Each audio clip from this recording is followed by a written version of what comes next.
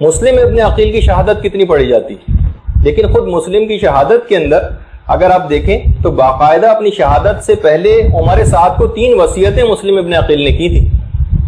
اور دیکھیے مسلم کو پتا تھا کہ میں مولا کے لیے اپنی جان دے رہا ہوں، جنت میرے لیے یقینی ہے، حق کے اوپر بالکل 100% سے زیادہ ان کو یقین تھا کہ میں حق پر ہوں اور جنت میرا حق ہوگی. لیکن کیا ہے جو 3 وصیتیں کی، پہلی وصیت عمر سعد سے یہ کی تھی کہ میرے ذمے 700 درہم کا قرض ہے، 700 درہم کا قرض ہے، میری تلوار اور زرہ بیچ کر میرے قرض کو چکا دینا.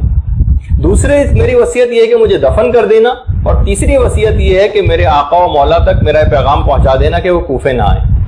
یہ 3 وصیتیں کی تھیں.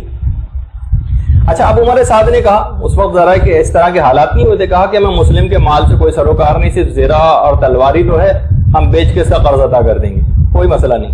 جب ہم اس کو مار ہی دیں گے تو اس کا جسم ہمارے کس کام کا، اس کو دفن بھی کر دیں گے. رہا معاملہ حسین کا تو جب تک وہ ہماری راہ میں مزاحم نہیں ہوتے جب تک ہمیں ان سے بھی کوئی سروکار نہیں. اس کے بعد باقاعدہ مسلم کو لے جایا گیا دارالامارہ پہ، چھت پہ. بکر ابن حمران ایک تھا دشمن اہل بیت،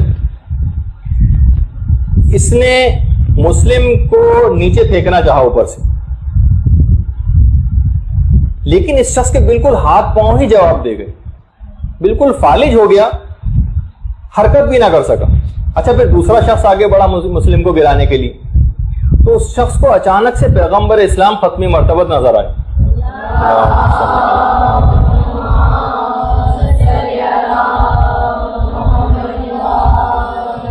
پیغمبر اسلام کو دیکھتے ہوئے شخص اتنا دہشت زدہ ہوا کہ دارالامارہ کی چھت سے گر کے نیچے مر گیا.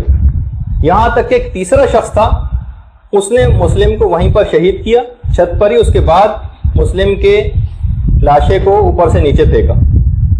مسلم کا سر 2 ضربوں سے جدا کیا گیا، لیکن علامہ مجلسی فرماتے ہیں کہ ہائے افسوس نواسہ رسول کا سر 12 ضربوں سے جدا کیا گیا.